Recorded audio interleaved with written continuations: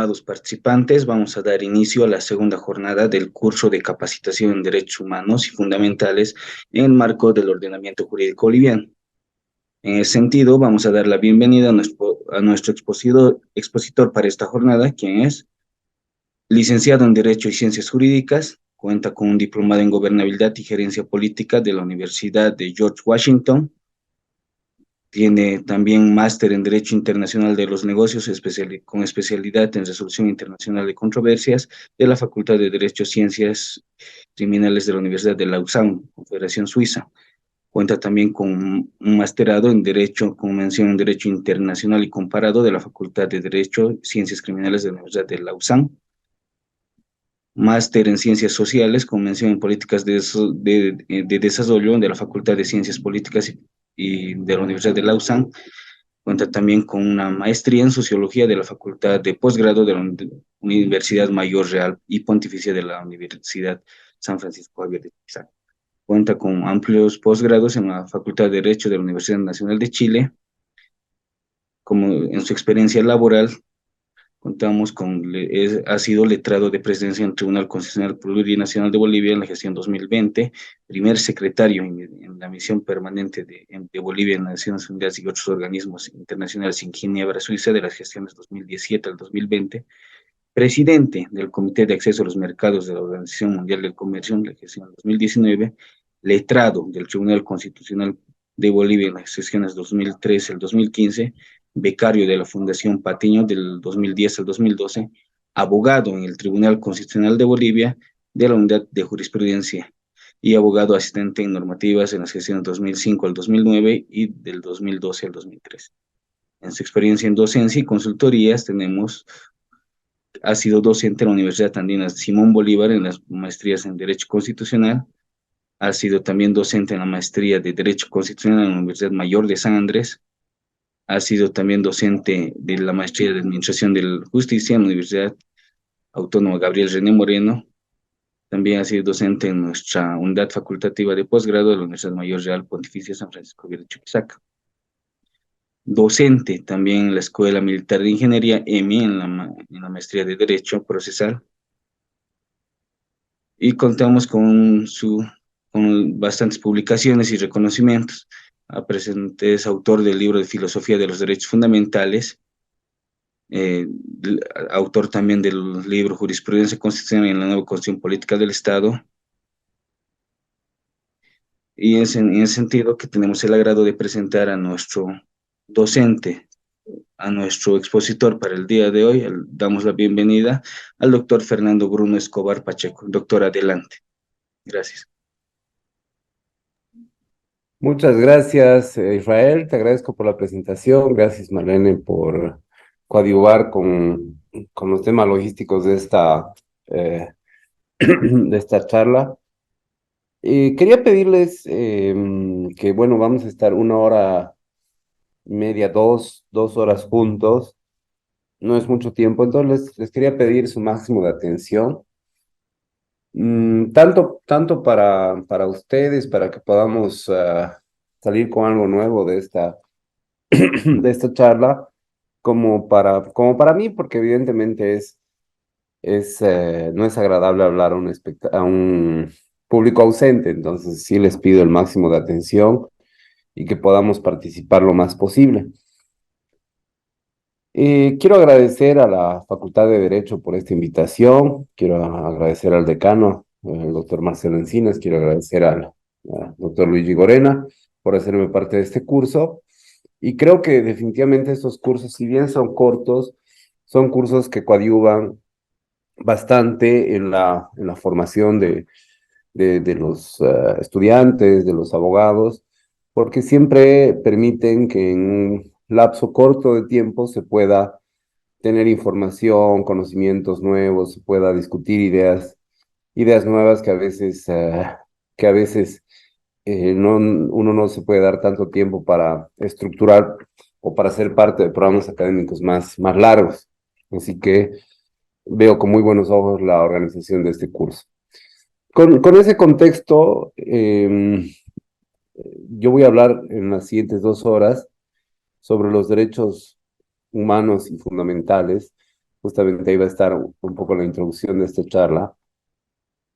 Y sobre algunas perspectivas teóricas sobre la aplicación de estos derechos humanos fundamentales. Para empezar, voy a compartirles mi pantalla para que puedan...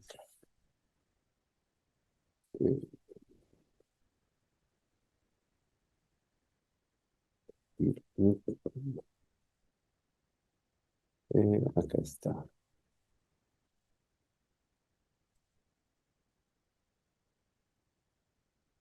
Ahora sí. Creo que ya están viendo mi pantalla, ¿no? ¿O Sí, todavía? doctor, ya se ve la pantalla. Ya se Ah, ve ya. la pantalla, doctor. Perfecto. Solamente que no era esta pantalla que quería mostrarles, era la otra. Entonces, esto era lo que quería mostrarles. Perfecto. Bueno, a ver. En las siguientes 2 horas vamos a hablar de la teoría de los derechos fundamentales y para eso hay algunos aspectos introductorios que quisiera comentarles.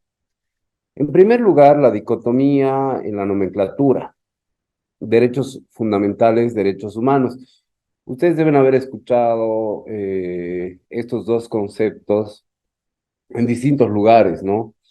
Los que son estudiantes, dependiendo del grado, habrán visto esto en Introducción al Derecho, el derecho constitucional, pero digamos, son aspectos fundamentales de son aspectos fundamentales del conocimiento jurídico de hoy, porque hoy absolutamente toda la reflexión jurídica que se desarrolla en nuestro país y en otros países también, está permeada de la aplicación de derechos humanos y derechos fundamentales.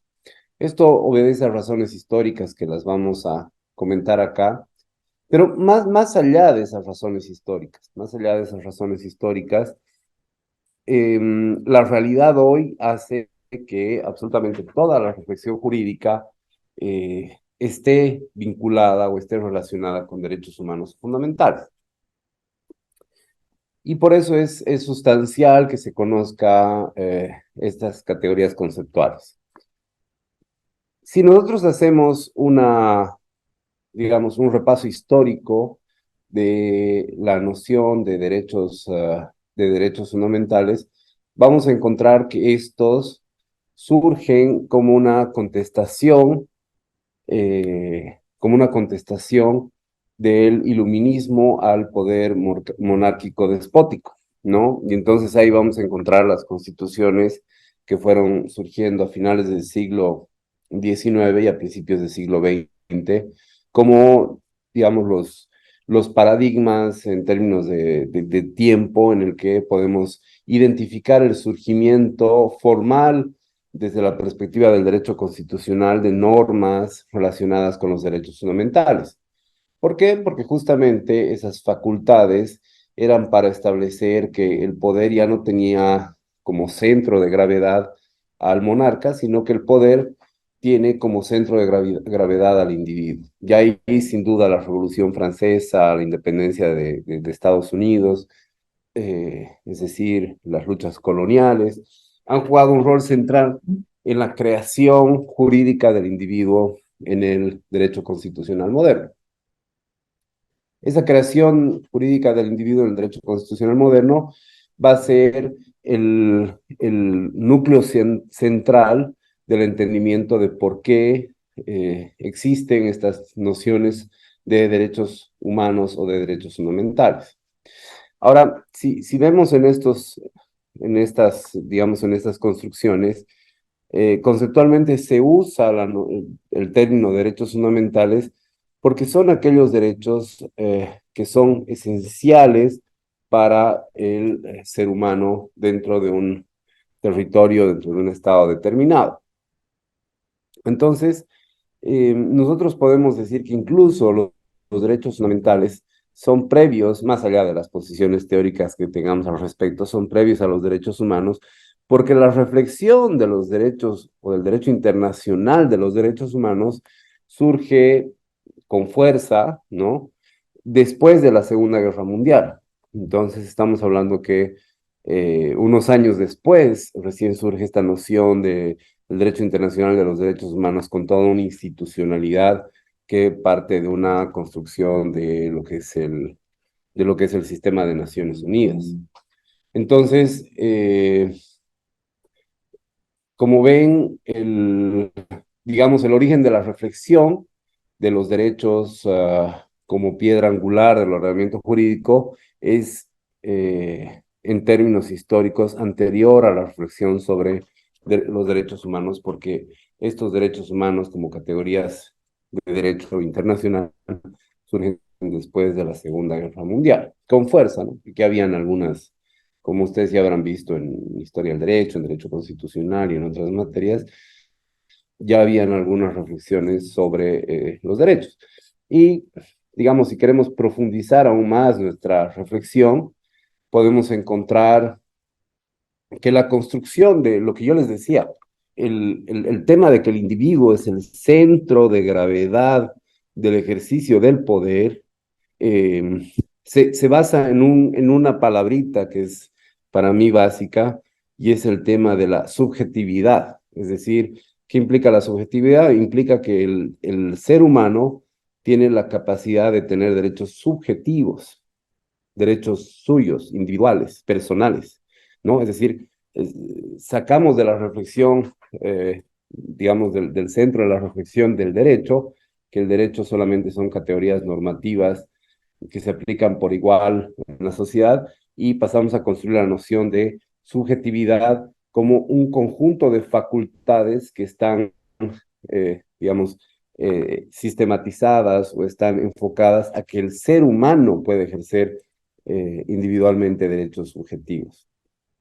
Y eso se va construyendo, ustedes lo habrán visto también en el derecho romano o en historia del derecho con los postglosadores, se va construyendo con esta noción de, primero, la creación de digamos, el ciudadano, que ustedes saben que es una categoría creada en la antigua Grecia, ¿no? El ciudadano, que era distinto digamos, a la persona que no era ciudadana, porque tenía derechos políticos y civiles que podía ejercer.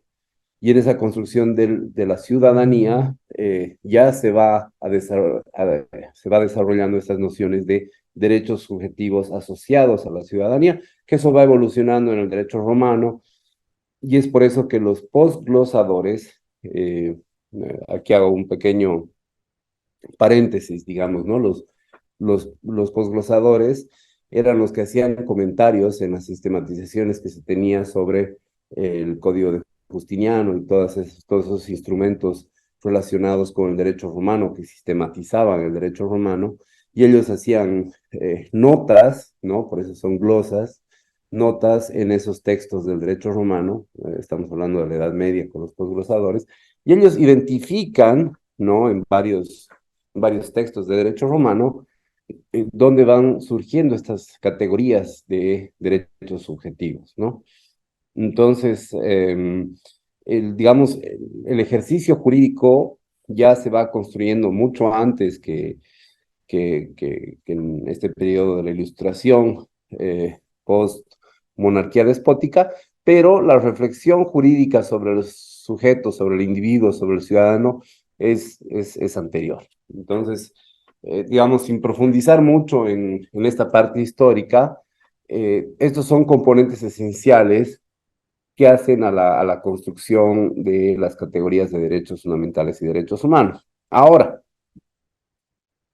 el día de hoy, con ese contexto histórico, tenemos los derechos humanos van a ser aquellos que están reconocidos en tratados internacionales, tratados, convenciones, pactos, declaraciones, todo lo que ustedes saben que existe en el derecho internacional, eh, que reconocen derechos, ¿no? Que reconocen derechos, y todos se van a llamar, digamos, el corpus juris de los derechos humanos.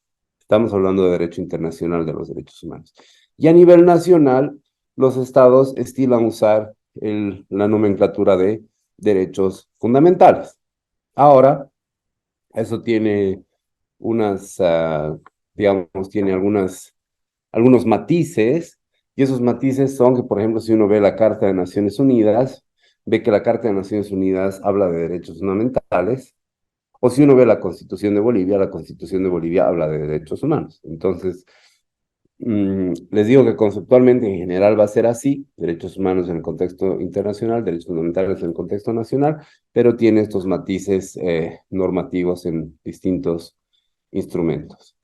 Ahora, esta conversación que quiero que tengamos hoy está centrada en algunos problemas prácticos, ¿no? Sobre la vida de estos derechos humanos, pero estos problemas prácticos están definitivamente vinculados con la raíz o la base teórica de los derechos.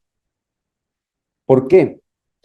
Porque acá lo que nos vamos a plantear es, perfecto, ya en el discurso vemos cómo hemos llegado a este punto, y parece razonable decir, el, tenemos una visión antropocéntrica de la sociedad, del Estado, de la humanidad, de la vida, del universo, de lo que ustedes quieran.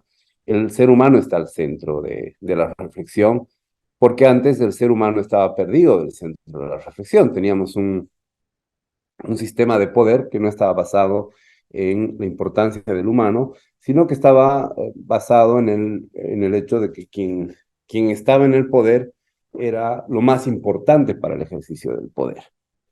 Era, digamos, identificar como que el poder estaba justificado en su ejercicio mismo para que se siga reproduciendo. En cambio, ahora tenemos la noción de que el poder está al servicio, al beneficio del ser humano como centro de reflexión, una visión antropocéntrica, ¿no? Y que aquí abro un pequeño paréntesis, que eso creo que con lo que estamos viviendo también puede seguir evolucionando y podemos darnos cuenta de que tal vez la naturaleza y el ser humano van a tener que estar ahí en el centro de la reflexión. Pero bueno, ese es un tema que no vamos a abarcar hoy día, pero que sí es interesante y es un tema que está creciendo, ¿no? Bajo esta lógica del ser humano como el centro del ejercicio del poder, eh, tenemos problemas que son absolutamente prácticos, pero que están estructurados a partir a partir de digamos, de los retos teóricos que implica esta nueva construcción del ordenamiento jurídico. ¿Cuáles van a ser estos retos teóricos? Van a ser que, como ahora el, digamos, realmente las facultades individuales importan, estos derechos fundamentales, estos derechos humanos importan. La pregunta es, ¿cómo se van a ejercer, cómo van a interactuar con el ordenamiento jurídico? ¿Cuáles son los límites? ¿Cuáles son sus alcances? ¿Qué es lo que permiten? Parece fácil la prima facie, si nosotros vemos el catálogo de derechos humanos o de derechos fundamentales que hay en los pactos internacionales o en nuestra Constitución, basta con que ustedes abran ahora la Constitución y van a decir, es fácil, la Constitución tiene 100 artículos sobre derechos, entonces hay que aplicarlos. Perfecto. Entonces acá viene el reto. ¿Cómo los aplicamos? Ahí la Constitución te dice que toda persona tiene derecho a la alimentación, tiene derecho al agua, tiene derecho a la vida, tiene derecho a la vivienda, tiene derecho a los servicios básicos. Entonces, si uno hace eh, una lectura simple, eh, se va a dar cuenta de que parecen más promesas de político que no cumple, ¿no? Es decir, todos tienen derecho a la alimentación, todos tienen derecho a los servicios básicos, pero si uno deja de trabajar, si uno deja de generar ingresos, entonces no es verdad, no tiene derecho a la alimentación y a los servicios básicos. Yo no puedo presentar un amparo y decir, no estoy trabajando, pero tengo ambiciones, quiero que me paguen el, el servicio de cable, es decir, no va a funcionar así. ¿No? No va a funcionar así. Entonces, es verdad que esos derechos, si no se los ve desde una perspectiva más o menos organizada, para nosotros los abogados, entonces podrían dejar de tener sentido. podrían dejar de tener sentido porque justamente cuando hablamos de algo que es fundamental, pero eso que es fundamental, que son los derechos, no tiene realmente una construcción teórica sólida, entonces pueden quedar en el discurso, ¿no? Y antes de entrar, digamos, o seguir profundizando sobre el tema de los retos teóricos que nos traen los derechos fundamentales o los derechos humanos, eh, también creo que hay una parte que me parece súper importante, y es el hecho de que hay ciertos cambios en el ordenamiento jurídico que se constituyen en cambios de paradigmas sobre el derecho. Y esto también tiene, digamos, alguna actualidad, porque definitivamente no solamente ha evolucionado, se ha revolucionado nuestra visión de ver los derechos, sino también el derecho en general. Y esto lo experimentamos en nuestro propio ordenamiento jurídico, y ahora les explico cómo. El ordenamiento jurídico en Bolivia ha cambiado porque si vemos que desde la Constitución del 2009, y era ya una reflexión anterior al 2009, se tenía esta pretensión de construir un Estado que sea cada vez más descentralizado, y de ahí viene la ley de descentralización administrativa, viene la municipalización del poder en Bolivia y otros fenómenos, otros ejercicios. Tenemos que ha habido un cambio de paradigma desde la unidad, aunque digamos que las características esenciales o tradicionales, si se quiere, del derecho de, de mediados del siglo pasado, eran que el ordenamiento jurídico tenía que tener unidad, plenitud y coherencia. Unidad porque estaba, digamos, centralizado en un agente emisor de normas, era pleno porque no necesitaba, digamos, grandes influencias externas para completarse, y era coherente porque en sí mismo generaba las respuestas que eran necesarias. Esto parece súper positivista, pero no estoy yendo a esa parte del debate. Ese es un debate que ustedes ya pueden tomarlo por otro lado. Pero ¿qué pasa con la construcción de lo que tenemos ahora, digamos, de una dinámica diferente? Tenemos que esta noción de unidad ha pasado definitivamente a una noción de pluralismo. ¿Dónde vemos esta noción de pluralismo? Vemos en el hecho de que no solamente es el pluralismo jurídico visto desde la perspectiva de que se reconocen los derechos o el derecho a normar y a juzgar de los pueblos indígenas, sino que también por los distintos niveles de ejercicio del gobierno, del poder, que incluyen la capacidad de emisión de normas. Tenemos un Estado con autonomías en los que ya no es solamente una parte de la estructura central del poder, un gobierno departamental, un gobierno municipal, sino que son auténticos actores en el ejercicio del poder público, y por eso es que pueden emitir leyes departamentales, leyes municipales. Entonces hay una apertura, ya no estamos ante un sistema jurídico, una visión unitaria, cerrada o chiquitita, si quieren, en sencillo, ¿no? Se ha abierto. Tenemos digamos, la capacidad que tienen los pueblos indígenas o las comunidades indígenas de poder emitir sus propias normas, sus sistemas de juzgamiento, de ejercer el derecho con una visión absolutamente no occidental o diferente al Estado central. Ustedes saben, hay la ley de Derlinde y otros instrumentos que marcan, bien o mal, pero marcan las pautas de cómo se puede hacer eso. Pero definitivamente en la reflexión estamos ante una explosión, ¿no? Ya no el ordenamiento jurídico en términos de sistema de fuentes, en términos de actores, ha pasado a ser un sistema absolutamente plural. Desde el punto de vista de la plenitud y de la apertura jurisdiccional, antes nosotros asumíamos que el ordenamiento jurídico estaba completo, ¿no?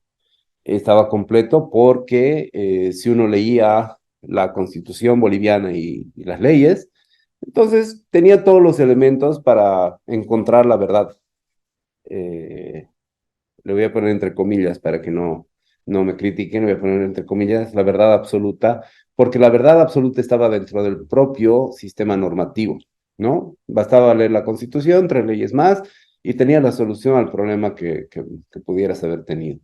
Pero en los últimos 60 años, con el desarrollo del derecho internacional de los derechos humanos, los compromisos multilaterales desde el sistema internacional del derecho de los tratados, lo que les acabo de comentar, el fenómeno del pluralismo jurídico, donde más actores están participando en la emisión de normas y en la capacidad de juzgar, entonces estamos ante la existencia de una multiplicidad de instancias jurisdiccionales. Es decir, y les voy a dar un ejemplo muy concreto, el tema de la reelección presidencial, que es un tema que tanta polémica ha surgido en este país. Nosotros ya no basta con que simplemente hagamos una lectura de nuestra Constitución y de nuestras leyes infraconstitucionales.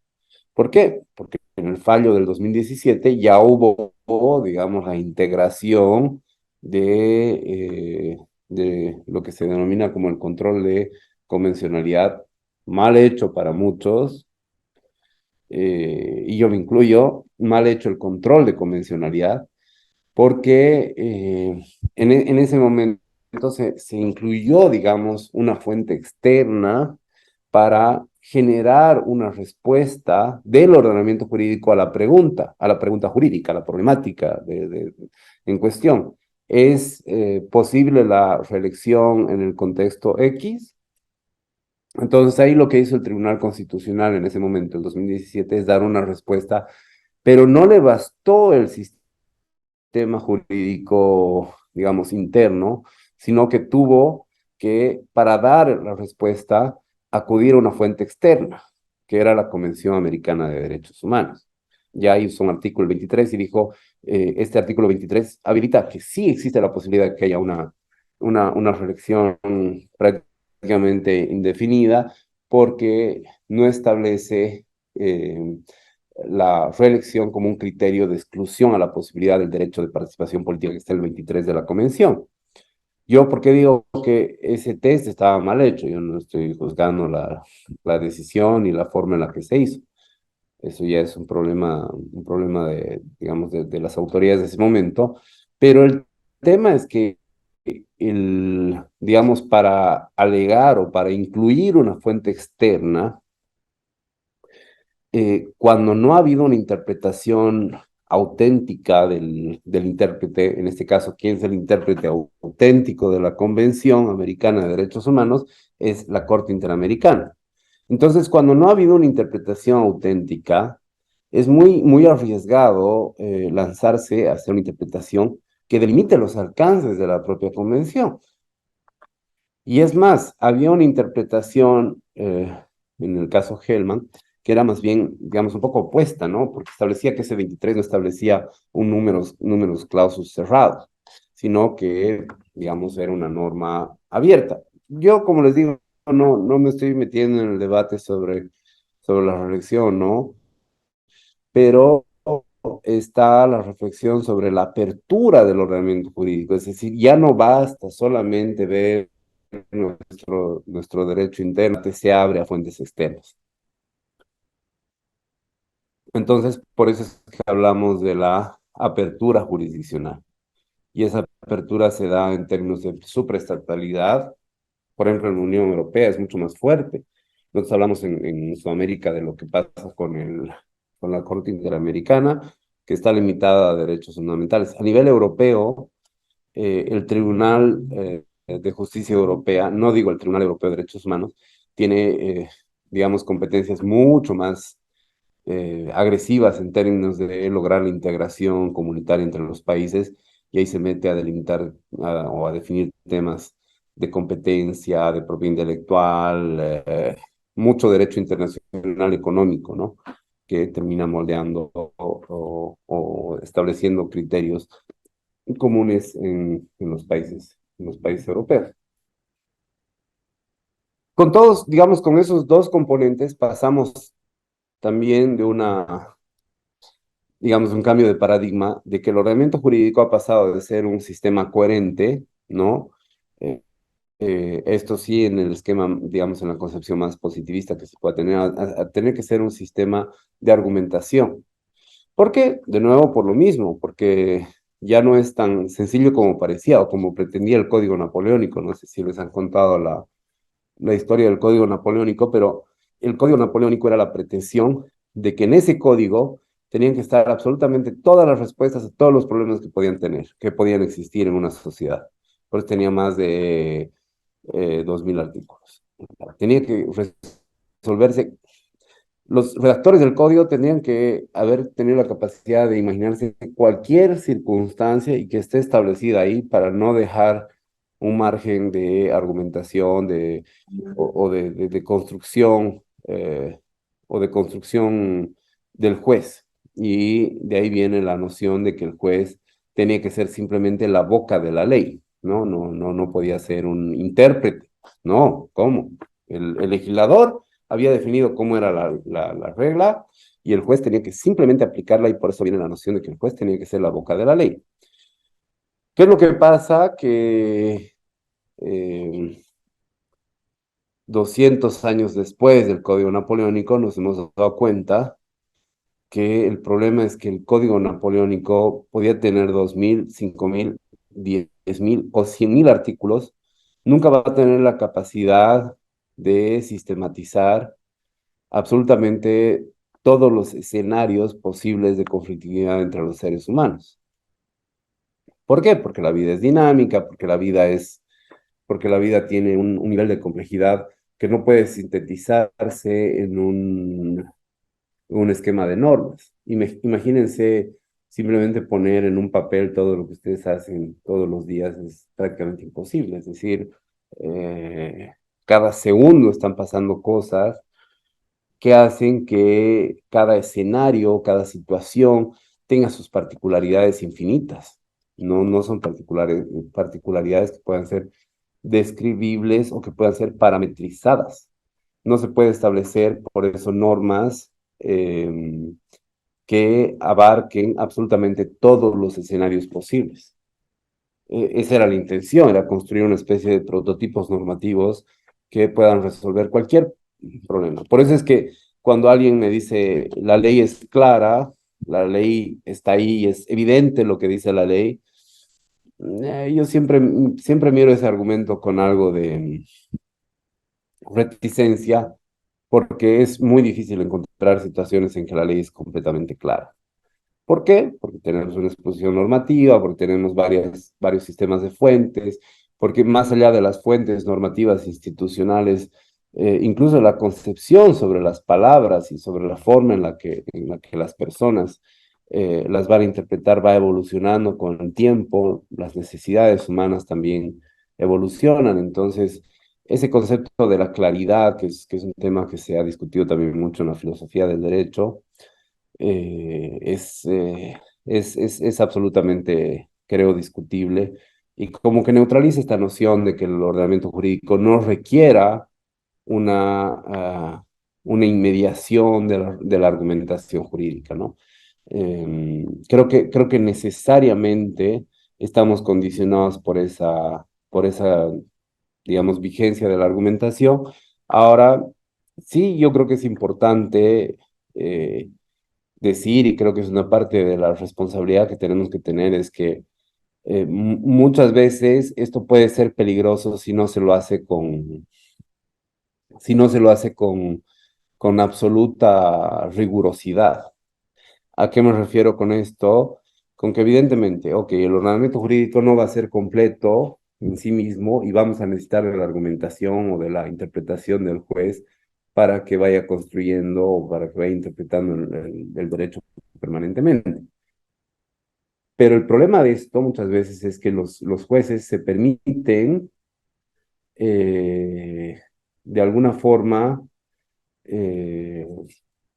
poco más de hacer dibujo libre y interpretar las cosas de cualquier manera, con el argumento de que, digamos, de que están dentro de un margen de argumentación. Entonces, esto tiene que ser razonable. Hay que encontrar un justo medio esta noción de la coherencia, de la completitud del ordenamiento jurídico con la capacidad, digamos, constructiva del juez, porque si no, podemos entrar en el otro extremo, que también es absolutamente peligroso, que es el gobierno de los jueces, y el gobierno de los jueces mm, parece, sobre esto hay bastantes investigaciones, pero parece ser otra forma de despotismo mucho más disimulado aún, ¿no? Entonces hay que tener cuidado con no caer en esa noción del gobierno de los jueces. Entonces, si vemos toda esta complejidad, y ojo que lo que les estoy presentando no, o sea, inclusive la pirámide de Kelsen creo que tiene sus 100.000 reparos, es decir, pretender que una figura, una forma geométrica pueda ser, eh, digamos, utilizada para entender una categoría del derecho, parece que no, digamos, no tiene nada más que una pretensión didáctica. Entonces, entendiendo esa forma en la que se desarrolló la pirámide de Kelsen, vemos que hoy día la pirámide ya no es una pirámide, porque por toda la complejidad que les estoy presentando, no es que el derecho es la constitución, los tratados, la constitución, las leyes, los decretos y las resoluciones ministeriales y no sé qué. No, ahora es muchísimo más complejo y cada vez va a ser más complejo porque nosotros estamos viviendo una era desde el punto de vista de las relaciones internacionales, y ya no desde las relaciones internacionales de los estados, sino de las relaciones internacionales de las personas, en las que cada vez hay más actores normativos. Pónganse a pensar que en esta era digital, ustedes realizan una cantidad de operaciones digitales en las que la presencia del Estado es absolutamente discutible, difusa, poco clara. Ustedes pueden contratar un servicio de streaming en India directamente con el vendedor en India. Probablemente eso está siendo gobernado por un contrato de adhesión con, digamos, con la aplicabilidad de la ley india, pero ustedes están en Bolivia, el proveedor de ese servicio en India no va a poder tributar, no va a tributar en Bolivia por ese servicio de streaming. Ustedes, para los mismos estados, digamos, es una transacción que es difícil de identificar o de poder, eh, digamos, trazar, entonces, o rastrear, perdón. Entonces, ahí, digamos, en esta era digital, cada vez más también la participación de los estados digamos, en la interacción entre los particulares se hace más compleja o más difícil y los particulares interactúan de manera internacional todo el tiempo. Entonces, la pirámide ya parece ser una figura un poco básica y yo creo que ya estamos más hacia una estructura de bóveda, ¿no? Donde tienes un montón de vértices que están ahí interactuando eh, más o menos así, o sea, tienes un montón de vértices que están interactuando ahí, ya no es simplemente una pirámide con 5 niveles, sino que tienes niveles por todo lado entremezclados que van construyendo el ordenamiento jurídico. Esto, digamos, para entender el contexto actual de nuestro derecho, ¿no? En términos súper sencillos, súper básicos, sobre cada uno de los puntos que hemos conversado se puede estructurar toda una clase, digamos, un seminario, un curso. Cada uno de los puntos tiene sus miles de cosas que decir. Ahora estamos tratando de sintetizar un poco las cosas, pero creo que es interesante tener esta visión renovada del derecho. Yo creo que es muy importante que en Bolivia nos demos cuenta de que las cosas están pasando y que nuestra forma de ver el derecho tiene que ser cada vez más minuciosa en términos de cómo están las cosas en el contexto internacional.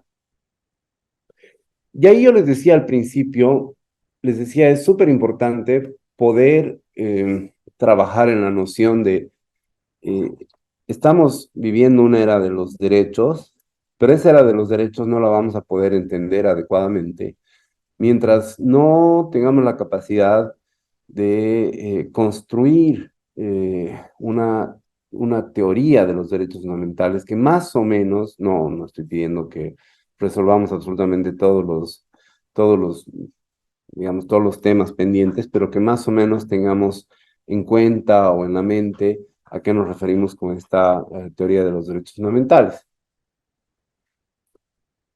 Y ahí, tomando en cuenta el poco tiempo que tenemos, eh, digamos, sin el ánimo de profundizar mucho, hay algunos aspectos que creo que es importante que nosotros consideremos, y uno de los primeros es, ¿cuál es la función que tienen los derechos?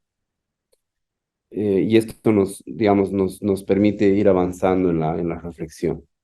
Los derechos, como lo hemos visto, no es que han surgido porque algún iluminado los ha creado, sino que son una respuesta a circunstancias históricas determinadas. Y como respuestas a circunstancias históricas determinadas, em, lo que hacen estos derechos fundamentales es, en primer lugar, constituir digamos, un muro de contención que implica una función clásica de defensa. ¿De defensa contra qué? De defensa justamente contra el poder despótico. Es decir, si hay una pretensión del gobierno, hay una pretensión del poder, del monarca, de quien sea, de ejercer su poder de manera despótica para someter al individuo, entonces lo primero que van a hacer los derechos, que tienen que hacer los derechos por esta concreción histórica, es ser una contención y decirle al monarca, usted no puede hacer esto porque existen prerrogativas, facultades individuales que impidan que usted sea, en otras palabras, un abusivo, ¿ya? Y es por eso que uno de los primeros actos en el constitucionalismo es el habeas corpus act, ¿no? Es decir, el derecho de habeas corpus. ¿Por qué? Porque una de las formas más, digamos, históricamente más tradicionales que se utilizaba para someter al individuo era meterlo preso, hacerlo desaparecer. Entonces, el habeas corpus es, eh, hay que llevar a ese individuo que el rey, la autoridad quiere someter ante un juez para que el juez disponga si esa persona va a ir preso, se va a ir confinado o qué le va a pasar. Entonces, es una de las primeras garantías, ¿no? Traigan a la persona y que sea una autoridad jurisdiccional la que defina qué va a pasar con él. Entonces, hay una contención, ¿no? Después, los derechos, ya obviamente estamos hablando de post Segunda Guerra Mundial, están generando digamos, una evolución hacia no solamente que sirven como, digamos, elementos de contención al ejercicio del poder, sino que ahora también sirven como promesas programáticas de que las cosas van a ir mejorando en términos de eh, en términos de los derechos como programas sociales. Y acá tenemos a los derechos como normas, digamos, materiales de competencia. Entonces, ¿por qué? Porque, a ver, en el caso anterior les daba el ejemplo de una persona que quiere ser apresada, que quiere ser sometida, quiere ser desaparecida. ¿Qué derechos van a estar en juego? Sus derechos civiles, políticos. Pero también vemos que en todas las constituciones, que vemos que en los tratados, cada vez más se reconocen los derechos sociales y culturales, los derechos económicos, y para que estos se realicen, ya no necesitamos simplemente ponerle un aro de contención al poder, sino que necesitamos además obligar a que el poder haga algo, porque el derecho a la salud, el derecho de acceso a los medicamentos, el derecho a digamos, a la vivienda o a lo que fuere, va a necesitar que el poder realice acciones específicas, y esto es ver a los derechos como normas materiales de competencia. Entonces, acá si nosotros abrimos nuestra constitución, y yo les decía antes, si abrimos nuestra constitución y no vemos así el derecho a la vivienda, vamos a pensar que entonces el Estado evidentemente me tiene que construir una casa porque soy boliviano y porque estoy acá, pero no es así. El Estado lo que va a tener que hacer es, en base a estas normas materiales de competencia, crear planes y programas, y es por eso que para este tipo de derechos hay distintos indicadores sobre los índices en los que se están cumpliendo o cómo están avanzando. Y una tercera vertiente es ver a los derechos como valores o como principios. Esto tiene su origen en un fallo, digamos, histórico, pero más allá de que tenga su origen en un fallo histórico de la Corte Constitucional Alemana, esto tiene un sentido que creo que es bastante importante, y es que los derechos, y esto viene un poco vinculado con lo que les decía al principio, ya no son solamente prerrogativas del individuo, sino que transmiten la visión que se tiene digamos, sobre el conjunto del ordenamiento jurídico, en términos de que vemos el ordenamiento jurídico en términos antropocéntricos, es decir, el ser humano está al centro de toda la reflexión del ejercicio del poder. Entonces, como el ser humano es el que está al centro de la reflexión en el ejercicio del poder, no basta decir, sí, tiene tal o tal prerrogativa o facultad, sino que todo el ejercicio del Estado va a estar basado en cómo se van a satisfacer mejor los derechos, y por eso es que van a ser valores o principios, porque van a ayudar a la interpretación de las reglas del ordenamiento jurídico. Es decir, van a constituir elementos no solamente que dan facultades al individuo, sino elementos que van a ayudar a construir el ordenamiento jurídico en general. Entonces vamos a tener que ver cómo el derecho se articula en base al axioma de la dignidad humana. La sociedad tiene que estar articulada para darle dignidad al ser humano, si no, al final, ¿para qué tenemos sociedades? Podemos preguntarnos cuál es el rol que termina cumpliendo la sociedad, el Estado, si no estamos mejorando la dignificación del ser humano. Y aquí es donde viene, digamos, el componente. Yo no los quiero conflictuar, pero viene el componente que les anunciaba antes, es probablemente digamos, esta noción va a evolucionar aún más a poner a la naturaleza y al medio ambiente al centro de la reflexión, porque nos estamos dando cuenta como seres humanos que de nada sirve que nosotros nos pongamos al centro si estamos deforestando, si nos estamos quedando sin agua, si nos estamos quedando sin el elemento central para, digamos, para tener dignidad humana, es que nuestro medio ambiente sea sano y saludable. Y si nosotros estamos destruyendo nuestro medio ambiente, entonces la dignidad del ser humano podemos ponerla en los textos que querramos, podemos hacer lo que querramos, pero no la vamos a lograr satisfacer realmente, porque dependemos de la naturaleza. Y bueno, como en Bolivia decimos, de la madre tierra. Entonces, entonces sí hay toda una reflexión de que el axioma, ¿no?, de la dignidad que nos ha gobernado los últimos 70 años, eh, probablemente va a tener que pasar a ser el axioma de la dignidad y de la naturaleza, o incluso más de la naturaleza que de la dignidad del ser humano, porque sin la naturaleza creo que no hacemos absolutamente nada. Entonces, entonces esas, digamos, esas bases conceptuales el- para entender la razón de ser de los derechos y de los distintos tipos de derechos, ¿no?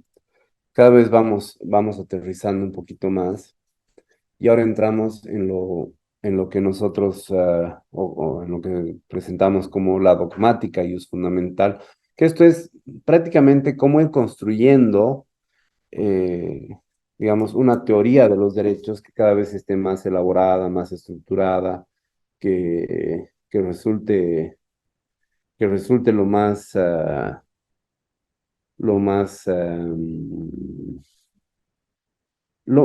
claro,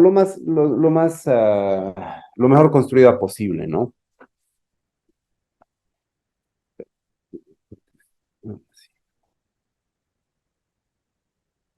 Entonces, hay distintos tipos de teorías sobre los derechos fundamentales que ahora evidentemente no tenemos el tiempo para desarrollarlas.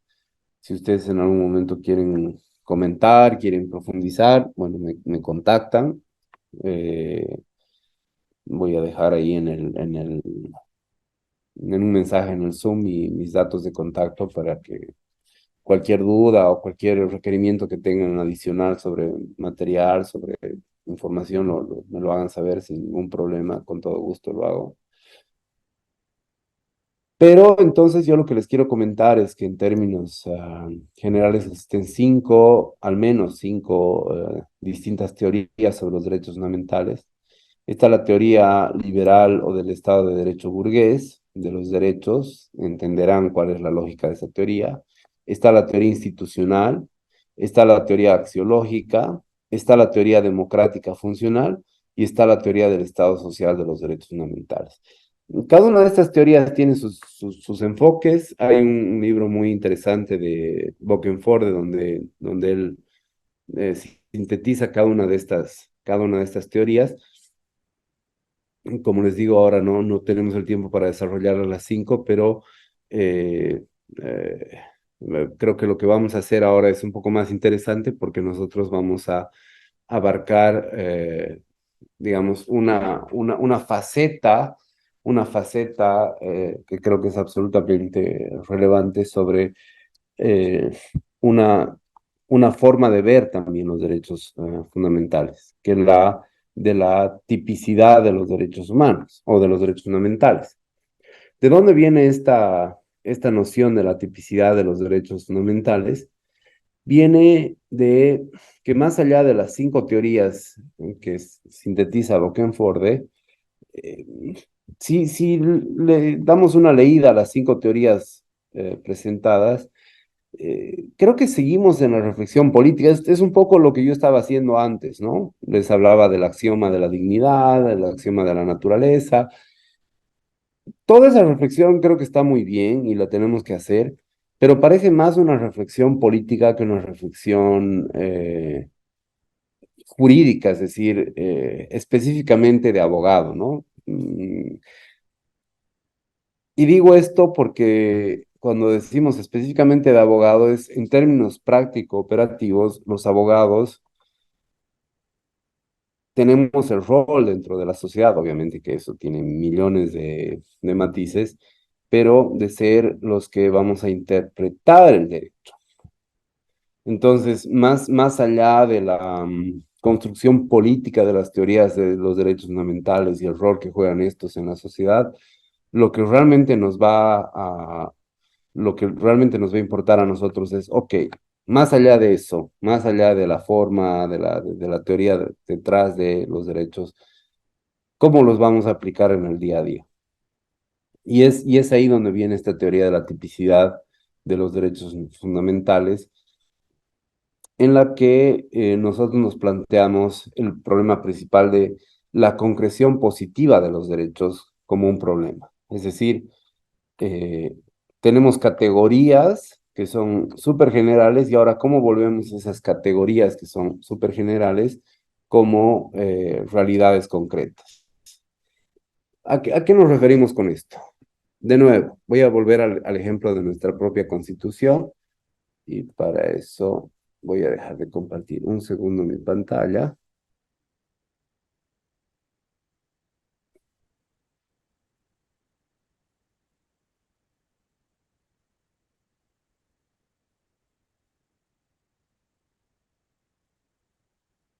Ahora sí. Entonces voy a volver a compartir ahora la pantalla. porque quiero que identifiquen esto. Ahora sí. Están viendo mi pantalla, ¿no? Sí, doctor, se ve. Perfecto, gracias. A ver, entonces estamos viendo acá la pantalla y cuando vamos a los artículos sobre los derechos fundamentales, que están a partir del artículo 13, vamos a ver cómo están escritos los derechos fundamentales. A ver, el artículo 18. Todas las personas tienen derecho a la salud. El Estado garantiza la inclusión y el acceso a la salud de todas las personas sin exclusión ni discriminación. El sistema único de salud será gratuito, universal, equitativo, intercultural, participativo, con calidad. El sistema se basa en los principios de solidaridad. Si nosotros, como, como abogados, viene un cliente y nos dice, a ver, doctor, estaba revisando la Constitución y aquí hay un artículo que dice que todas las personas tienen derecho a la salud. Entonces quería preguntarle cómo se aplica eso. ¿Cuál es la realidad de esa categoría? Es decir, ¿y ahora qué tiene que pasar? O sea, ya no me tengo que enfermar. ¿Por qué la Constitución dice eso? ¿O es una mentira? O aquí dice, toda persona tiene derecho a recibir educación en todos los niveles. ¿Cómo se manifiesta eso? Es decir, si yo quiero hacer un doctorado ahorita en una universidad privada en Bolivia, puedo ir y decirle al rector de esa universidad, acá el 17 dice que yo tengo derecho a recibir educación en todos los niveles. Y aquí dice gratuita, además. Entonces, Ahorita tu mamá va a perdón, entrar. Paula, perdón, ¿puedes apagar tu micrófono? Va a ir a jugar con tu mamá. Paula Cuisa, Paula Cuisa, por favor, ¿puedes apagar tu micrófono? Gracias. Entonces, o tenemos el artículo 16, dice, toda persona tiene derecho al agua y a la alimentación. Entonces, ok, yo creo que a nadie de los que estamos acá nos parece mal que toda persona tenga derecho al agua, a la alimentación, a la salud, a recibir educación, a un hábitat. Paula, no voy a silenciar, perdón. Vamos a ver cómo la silenciamos.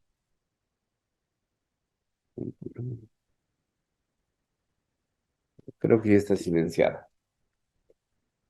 No, me parece acá. Sí, está silenciada. Bueno, entonces les mostraba cómo esos derechos que están así escritos en la Constitución están muy bien, pero ok, ¿y cómo le damos una aplicabilidad práctica a eso? ¿O cómo lo aplicamos como abogados? ¿Será que es algo que, será que es algo que estamos aprendiendo o que estamos viendo?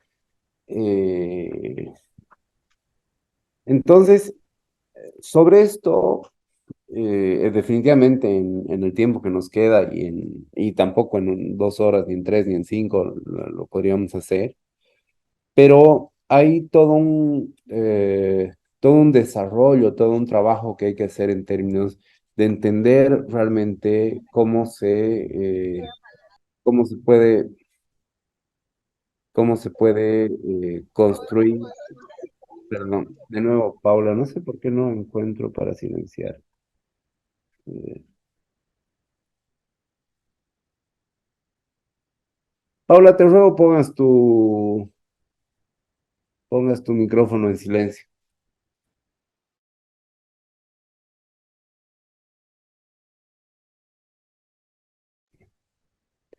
Bueno, entonces lo que les decía es, voy a volver a compartir mi pantalla.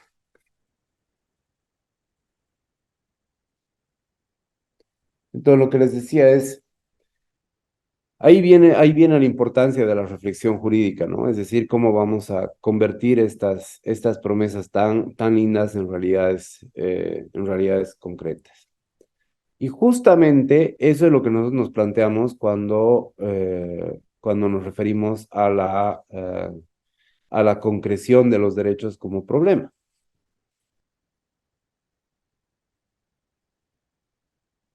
a la concreción positiva como problema. Entonces, lo que nosotros identificamos es que los derechos están construidos de una forma lapidaria. ¿Qué es una forma lapidaria? Es como una lápida, ¿no? Una lápida uno no puede escribir todo un, todo un testamento, ¿no? Una lápida dice a quien fue bueno y se portó bien en toda su vida y ya está, porque una lápida es pequeña. Entonces, digamos, los textos de derechos fundamentales están escritos así también, en forma lapidaria. No tienen un gran desarrollo normativo.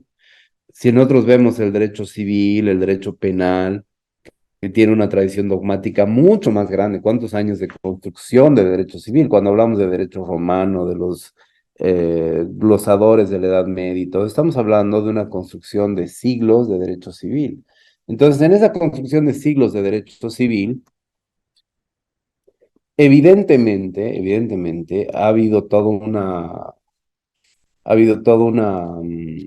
construcción dogmática de cómo se van a ir, digamos, entendiendo esas categorías. Por eso es que el día de hoy seguimos estudiando derecho romano. Pero ¿qué pasa con los derechos fundamentales?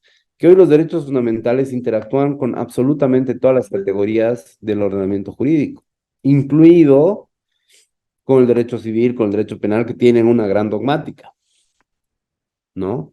Entonces, ahí definitivamente desde el punto de vista del ordenamiento jurídico hay un problema jurídico clarísimo, ¿no? Clarísimo, y es que la falta de una dogmática de los derechos fundamentales puede llevarnos a realizar interpretaciones completamente equivocadas. Porque con esta fórmula lapidaria, toda persona tiene derecho al agua. A mí, como juez constitucional, se me puede ocurrir lo que sea. Puedo inventar cosas rarísimas, sacadas de los cabellos. Puedo lanzarme contra toda la dogmática, no sé, de la servidumbre, por ejemplo, en derecho civil, porque estoy haciendo una construcción a la luz del derecho constitucional, del derecho fundamental al agua.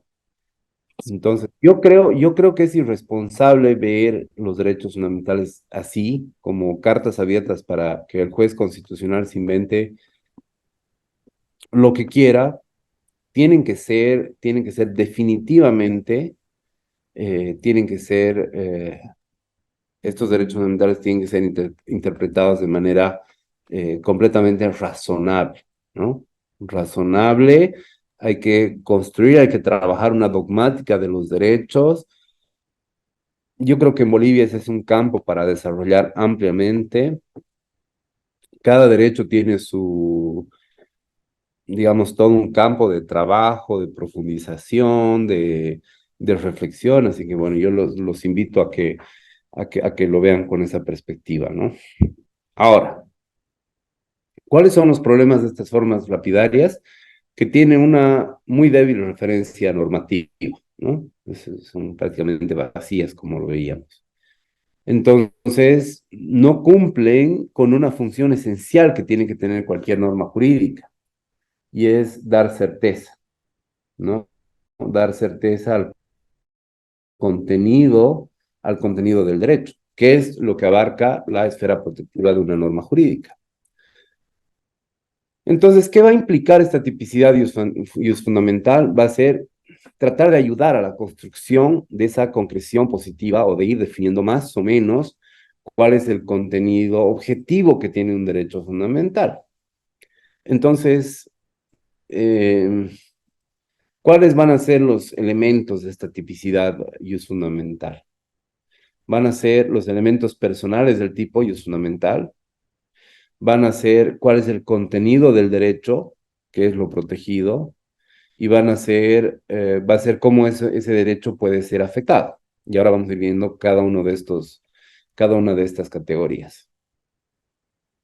Cuando entramos en la lógica de la tipicidad fundamental, lo primero que tenemos que preguntarnos es, ¿qué es lo protegido? ¿Qué es lo que estamos protegiendo acá? Entonces, nosotros dentro de la tipología de los derechos, si a alguien se le ocurre otra, bienvenida, pero creo que al día de hoy a mí se me ocurren solamente estas cuatro. tenemos los derechos vistos como libertades, tenemos los derechos en sentido estricto, tenemos los derechos vistos como igualdades y tenemos los derechos como deberes estatales. Como libertades van a ser todos aquellos casos en los que lo que se está garantizando es que el individuo haga algo, ¿no? Y que el Estado no influya en eso. Por ejemplo, el derecho a la libertad de circulación. Yo me puedo mover por donde quiera y el Estado, en principio, no me puede prohibir que yo circule libremente, ¿no? Esa va a ser, esa es una libertad, la libertad de circulación. La libertad de culto. Yo puedo ejercer el culto que yo quiera y el Estado no tiene que interferir en la posibilidad en que yo desarrolle de esa manera mi culto o mi religión. Entonces, ahí lo único que le pedimos al Estado es que no se meta, que no haga nada que afecte esas libertades. ¿Dónde vemos estos, digamos, estos artículos en la Constitución boliviana? Tenemos el artículo 21, tenemos el 14.4, tenemos el artículo 4, el artículo 15. Todos estos derechos eh, tienen que ser entendidos desde esa dimensión. ¿Qué es lo que se está protegiendo? Que el Estado no interfiera. Eso es lo que se protege con estos derechos. Cuando hablamos de derechos en sentido estricto, hablamos de esas promesas que el Estado hace y que tiene que desarrollar toda una arquitectura institucional para cumplirlas. Esto es un poquito más complejo, pero digamos, es cuando el Estado crea una facultad, pero para que se ejerce esa facultad, tiene que crear una institucionalidad.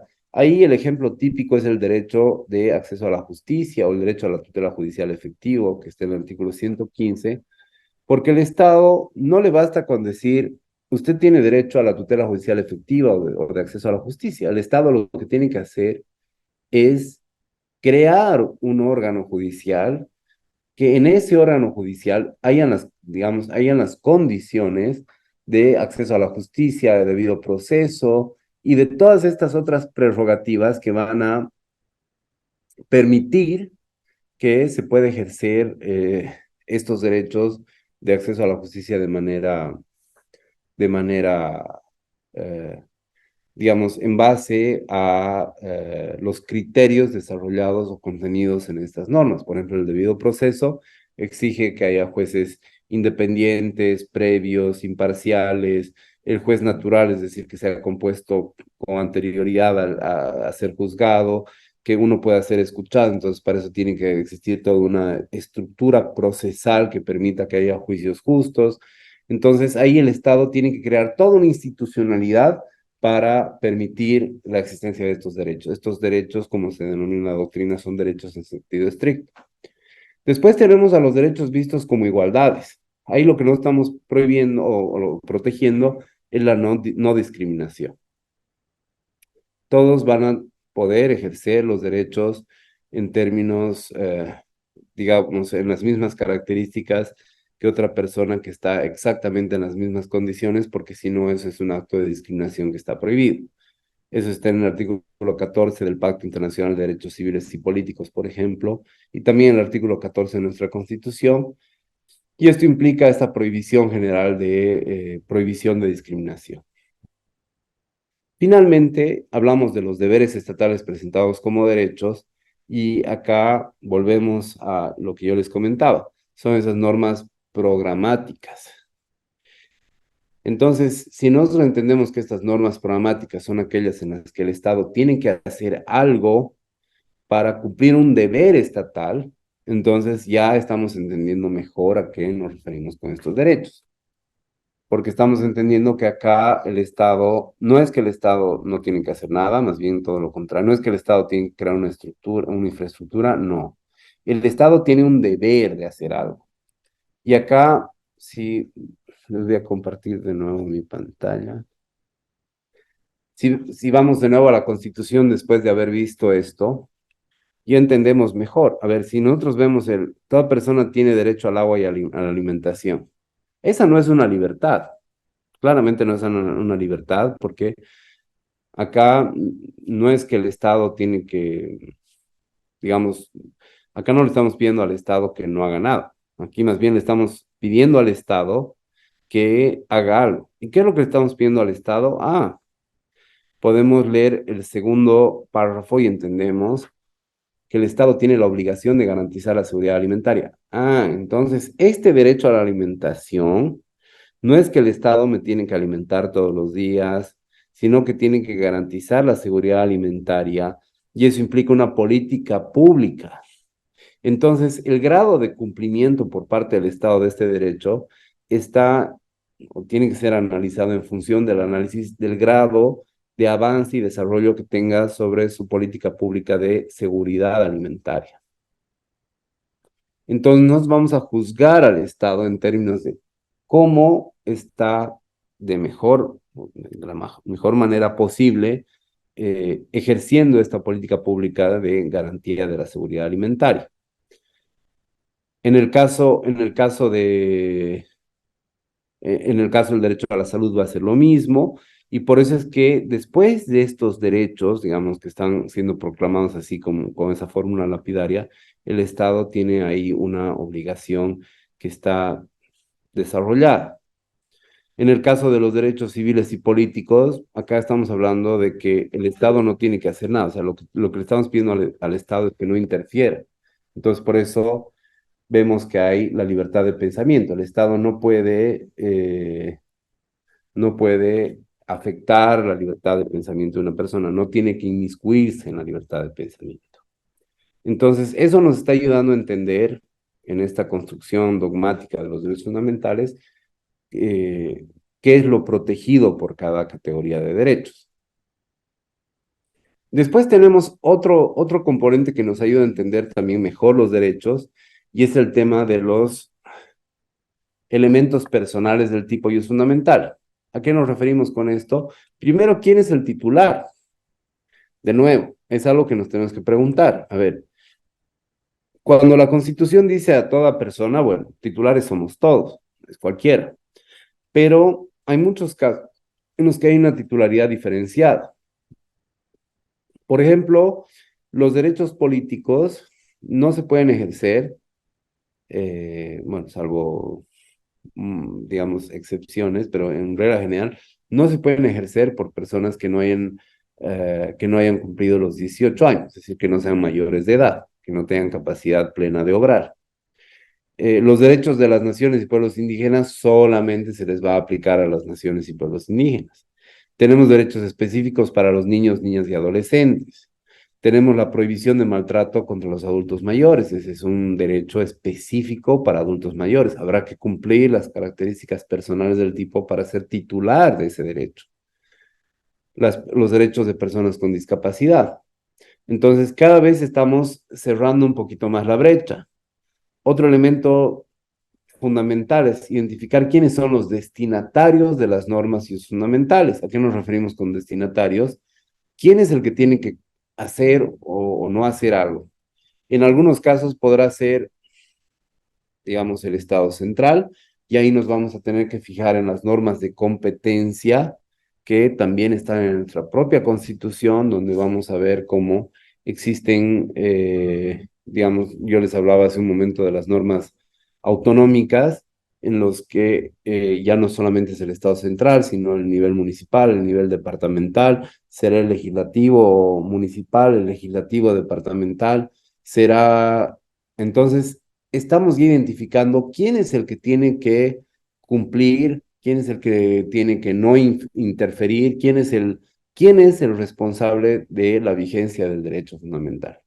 Y eso también es, digamos, esto parece sencillo, parece hasta obvio, pero no siempre es así.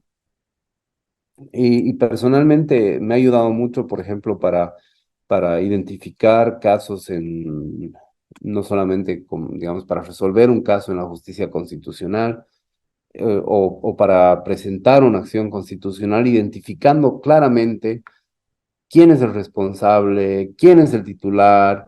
Entonces, toda la dogmática de la legitimación activa y la legitimación pasiva en acciones constitucionales está condicionada por esta reflexión que les estoy presentando acá, en esta relación entre destinatarios y titularidad de los derechos fundamentales. Bueno, yo sé que hay, digamos, participantes de todos los niveles, eh, estudiantes, abogados, entonces, eh, simplemente para aquellos que ya lo conocen, eh, es una redundancia, pero ustedes saben que también el paradigma de los derechos humanos o fundamentales en los que solamente el Estado puede ser responsable cada vez se está rompiendo más y cada vez está más vigente el paradigma de los derechos fundamentales que pueden ser presentados contra particulares, o el efecto, como se dice, el efecto horizontal de los derechos en los que son los propios particulares los que pueden ser los destinatarios de cumplir o de no vulnerar un derecho fundamental. Ahora bien, con todo este, digamos, todo este panorama nos presenta digamos, el escenario ideal para que estemos ante una sociedad completamente irradiada de derechos fundamentales, ¿no? Irradiada, digo, porque los derechos fundamentales van a estar vigentes o van a intervenir en prácticamente en todas las situaciones de convivencia. Es difícil ahorita pensar en algún tipo de actividad a la que se les ocurra, en la que están fuera o podrían estar fuera de la reflexión los derechos fundamentales. Yo los invito a hacer ese ejercicio. Si ustedes piensan, no sé, en el deporte, es una actividad que parece medio ajena, o van a encontrar un montón de aplicabilidades, no solamente a nivel internacional, sino a nivel nacional también, en los que evidentemente podría haber una reflexión a la luz de los derechos, ¿no? Ya para ir cerrando, no los quiero aburrir tanto con esto. Hay una última categoría en esta tipicidad fundamental que es súper interesante y es importante y es, creo, la que da lugar a la mayor cantidad de jurisprudencia en materia de derechos fundamentales y es la relacionada con la afectación de los derechos. La afectación que se da en dos ámbitos. Puede ser en la pugna entre el ejercicio del derecho y la capacidad de la autoridad de hacer cosas, o puede ser también en esa interacción que existe entre derechos de las partes, porque ustedes saben cuando sucede, cuando una de las partes tiene un derecho X, la otra parte tiene un derecho Y, entonces tiene que haber ahí todo un ejercicio de ponderación y demás. Entonces ahí estamos hablando de escenarios de posibles límites y limitaciones de los derechos. A qué nos referimos cuando hablamos de los límites? Hablamos digamos, esa frontera en la cual el derecho se puede ejercer y si va más allá de esto, ya no estamos hablando digamos, del derecho como tal. ¿No? Y ahí tienen, ustedes saben esa noción tan tradicional, ¿no? De que el límite de los derechos son los derechos de los demás. Entonces, ahí estamos hablando de esos límites que son, digamos, obvios. Yo no puedo decir, por mi derecho a libre tránsito voy a ir atropellando a todos los transeúntes. Es una locura porque ahí estoy vulnerando otros derechos más que ejerciendo mi propio derecho. Y por eso es que eso ya estaba en los tratados internacionales, ¿no? Por ejemplo, la Declaración Francesa de Derechos del Hombre y del Ciudadano ya decía eso, ¿no? Como límite de los derechos de uno están los derechos del otro. Lo mismo está en la Convención Americana y bueno, está en todas partes. Si nosotros vemos nuestra propia Constitución, vamos a encontrar un montón de límites a los derechos. ¿Cuál es, por ejemplo, un caso de límite a un derecho? La expropiación. ¿A qué derecho? Al derecho a la propiedad. Yo puedo tener la propiedad que quiera, pero el Estado tiene la capacidad de expropiarme, pero tiene que cumplir ciertas condiciones, ¿no? Eh, Tenemos la libertad personal, puede ser limitada por el Estado, puede ser limitada por el Estado, pero bajo ciertas condiciones. Y ahí aparece, por ejemplo, uno de los principios más interesantes en términos de las limitaciones, que es el principio de reserva legal. Ok, ¿podemos limitar derechos? Sí, pero siempre y cuando el origen de la limitación sea previsto por ley. ¿cuáles son las condiciones o cuáles son los límites de las limitaciones? ¿Podemos limitar derechos? Sí, pero bajo ciertos límites de las limitaciones. ¿Cuáles son estos? Son tres. La reserva legal, es decir, que tienen que venir de una ley formal, que se tienen que velar por la vigencia del contenido esencial y que tiene que haber proporcionalidad. Esos son los tres elementos que constituyen, digamos, las limitaciones del ejercicio de los límites a los derechos fundamentales, porque más allá de eso, ya estamos hablando de una, de una afectación que neutraliza la vigencia de los derechos fundamentales. Perdón. Bueno, voy a dejar de comparar. Hasta ahí la exposición. No sé si existen algunas preguntas, comentarios, si alguien quiere interactuar. Dejo el micrófono abierto.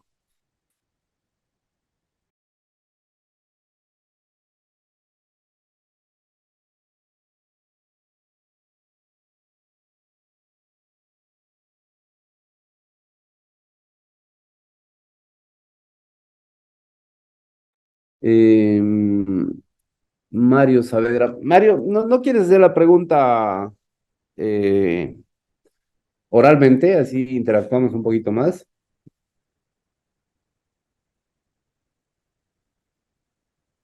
Mario Saavedra. A ver, ¿dónde está Mario Saavedra?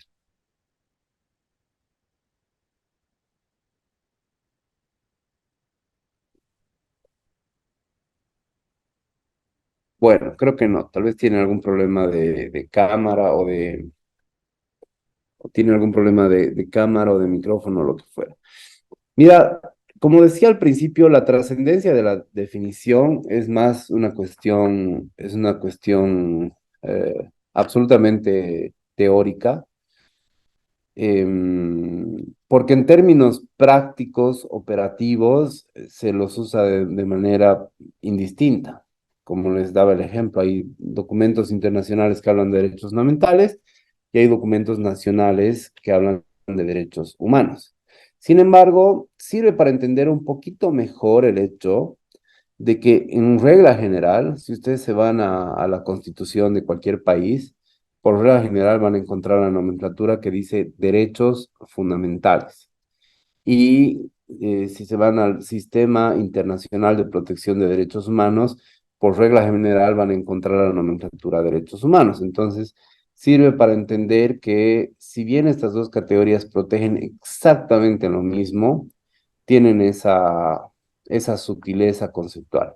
Ahora, hay un tema que sí puede ser un poquito más de fondo, y es el hecho de que por una cuestión de soberanía, más allá de los compromisos internacionales que puede tener un Estado,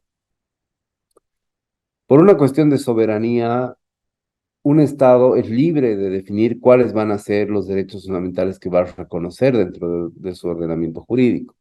Entonces, Bolivia, antes de la Constitución del 2009, tenía un artículo, que era el artículo 7, donde tenía un catálogo de derechos fundamentales, que era la Constitución del 67.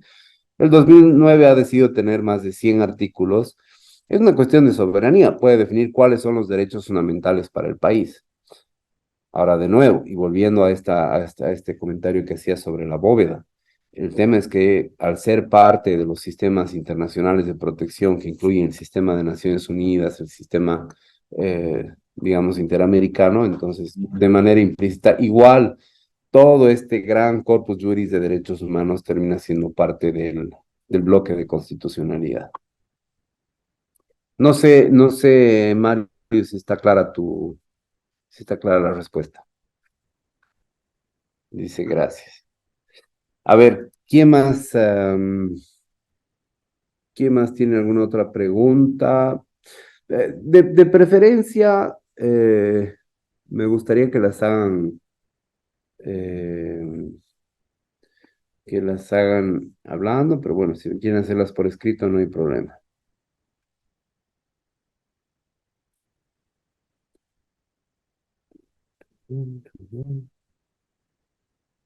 ¿Está todo claro?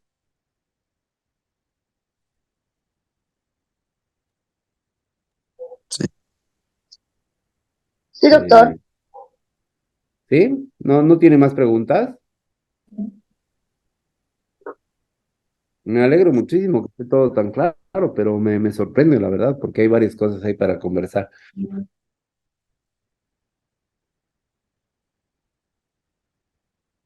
Bueno, creo que en términos globales está todo claro entonces. Les agradezco muchísimo. Bueno, Marlene, yo había reservado una última partecita para las preguntas, pero creo que ya no hay muchas preguntas. Entonces ya podríamos ir cerrando, abriendo una vez más el micrófono. No sé si alguien más tiene alguna pregunta más.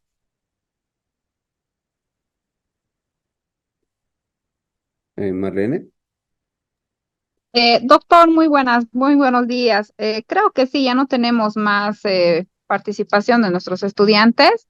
Entonces, doctora, agradecerle primeramente a usted, ¿no? Por su excelente exposición. Asimismo, agradecer a todos los estudiantes que nos acompañaron en esta segunda jornada. Y bueno, pues decirles a los estudiantes que los certificados los vamos a estar compartiendo en el grupo de WhatsApp del curso. Y eso sería todo, doctor. Hasta una próxima oportunidad. Excelente fin de semana para todos. Gracias, Marlene, un gusto igual. Y bueno, gracias a los estudiantes también por tomarse el tiempo de levantarse un sábado a las 8 de la mañana. Realmente los felicito por eso. Y cualquier cosa estoy a su disposición. Voy a poner acá mi correo electrónico para que si quieren comentar algo, si tienen alguna duda adicional que no han podido hacer hoy, la puedan hacer. Ahí he puesto tanto mi correo electrónico como mi teléfono para cualquier inquietud estoy a su disponibilidad y de nuevo mil gracias por su presencia, por su masiva participación además. Un gusto y ya vamos a estar en Gracias, contacto. doctor. Hasta luego. Hasta luego, un gusto. Muchas gracias, licenciado. Buen fin de semana. Igualmente, hasta luego.